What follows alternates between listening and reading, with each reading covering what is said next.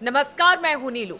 मयंक, यहाँ पर सवाल ये भी उठता है, सऊदी अरब को लेकर भी, उसके स्टैंड को लेकर भी बहुत बड़ा हाँ, सवाल, और ये बड़ी इंटरेस्टिंग उसको बात है ये। लेकर इजराइल के माथे पर चिंता की लकीर या अमेरिका के माथे पर चिंता की लकीर है। ये जरा वो भी ये समझाइए कि किस तरह ये से। आपने बहुत बड़ा मुद्दा उठाया। देखिए, ईरान की तरफ से ऐसे संकेत मिले हैं कि रेड सी में जल्दी ही सऊदी अरब के साथ एक मिलिट्री एक्सरसाइज कर सकता है ईरान। और इस खबर की सोशल मीडिया में बड़ी चर्चा है। देखिए, ईरान और सऊदी अरब ये इस रीजन में जो है एक दूसरे के अगेंस्ट लंबे समय से खड़े हुए हैं। दोनों धुरी माने सब जाते हैं। जानते हैं। जितने विवाद हैं यहाँ पे, एक एक छोर पे जो है सऊदी अरब खड़ा है, दूसरी तरफ ईरान खड़ा हुआ है। लेकिन ये पहला मौका है, और वो भी देखिए इजराइल इस वॉर के बीच में, ये ईरान की तरफ से इस तरह की बात सामने आई है कि रेड सी में सऊदी अरब के साथ हम वॉर ड्रिल कर सकते हैं। हालांकि अभी इसको लेकर रियाद ने, सऊदी अरब की तरफ से कुछ नहीं कहा गया है, वो खामोश है। लेकिन अगर इस तरह की बात सामने भी आती है तो देखिए ये एक इजराइल के लिए बड़ा झटका है। इसमें कोई शक नहीं है। अगर किसी तरह का युद्ध ईरान से होता है तो उसमें सऊदी अरब के जो एयर बेसिस हैं उसका इस्तेमाल होना, जॉर्डन का इस्तेमाल होना, यूएई का इस्तेमाल होना तय है। इनके बेसिस का इस्तेमाल किए बिना बड़ा हमला ईरान पे करना मुश्किल है।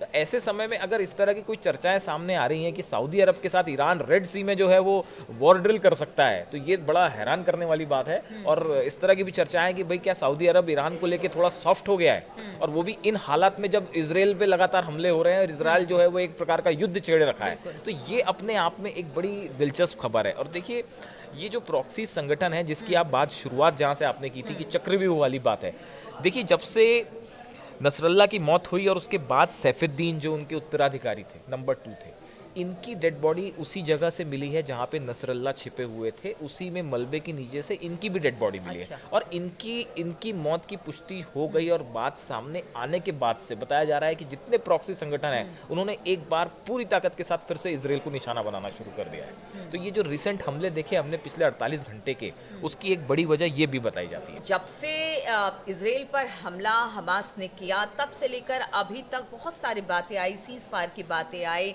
ये बात कही गई कि देखिए अब युद्ध विराम होना चाहिए, बंधकों को छोड़ा जाना चाहिए, कौन किसके साथ है, कौन किसके साथ नहीं है, ये तमाम बातें तो होती रहती हैं।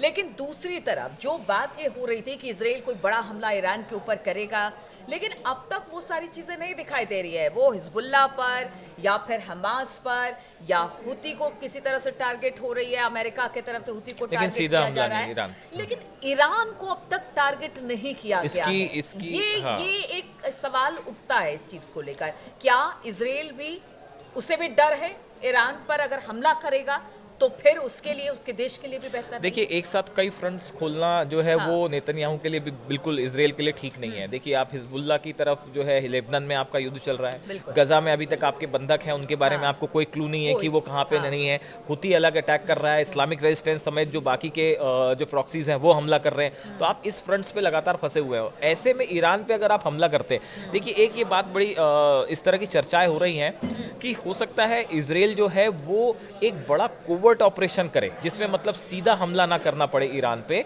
और ऐसा बताया जाता है कि जो खामेनेई हैं वो अब इसराइल के टारगेट पे हैं। ये एक बड़ी बात निकल के सामने आई। खासकर ये नेतन्याहू के घर पे जो ड्रोन अटैक हुआ, इसने जो है बड़े सवाल खड़े कर दिए हैं इसराइल की आयरन डोम और सुरक्षा व्यवस्था पे। आप देखिए, ड्रोन जो है वो नेतन्याहू के घर के ऊपर तक आ जाता है और उससे अटैक हो जाता है। ये अपने आप में बहुत बड़ा सुरक्षा लैप्स था इसराइल का, इसमें कोई शक नहीं है।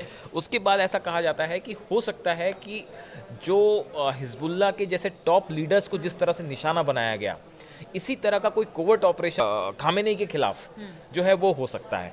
अब इसमें देखिए कई सारे ऐसे संगठन हैं जो ईरान में हैं, जो ईरान की सरकार से और खामेनेई से खुश नहीं है। ये बगावत करने वाले संगठन है। जैसे मैं आपको कुछ नाम बताता हूँ। एक एमी के संगठन है, एक पीडीकेआई है, एक पीजेएके है, एक जैश अल अदल संगठन है, और वैसे ही एक एएसएमएलए संगठन है। इसको सऊदी अरब और यूएई का समर्थन है। ये वो संगठन है ईरान के जो वहाँ की सरकार और खामेनेई से खुश नहीं है, और समय बीच बीच में इनकी तरफ से बगावत होती रहती है। कहा यह जा रहा है कि हो सकता है कि इसराइल और नेतन्याहू इनके समर्थन से ईरान में कोई एक बड़ा कोवर्ट ऑपरेशन कर सकते हैं और निशाने पर होंगे खामेनेई। ये तो बहुत सारी ऐसी वजह है, एक दूसरे पर हमले हो रहे हैं। अभी भी इसराइल लेबनान पर लगातार हमले कर रहा है, हिजबुल्लाह की तरफ से, हमास भी गाहे बगाहे हमले करता रहा है इजराइल पर, और उधर से हुती के भी हमले हो रहे हैं। ऐसे में जिस चक्रव्यूह की बात हो रही है और इस युद्ध में बनते बिगड़ते समीकरणों की बात भी हमने आज की है, तो किस तरह से ये जो पूरे हमले हैं या युद्ध है किस दिशा में जा रहा है, कौन किसके साथ है, कौन किसके साथ नहीं है, आगे आने वाले दिनों में क्या कुछ होगा, इस पर लगातार हमारी नजर बनी हुई है। आप बने रहिए हमारे साथ।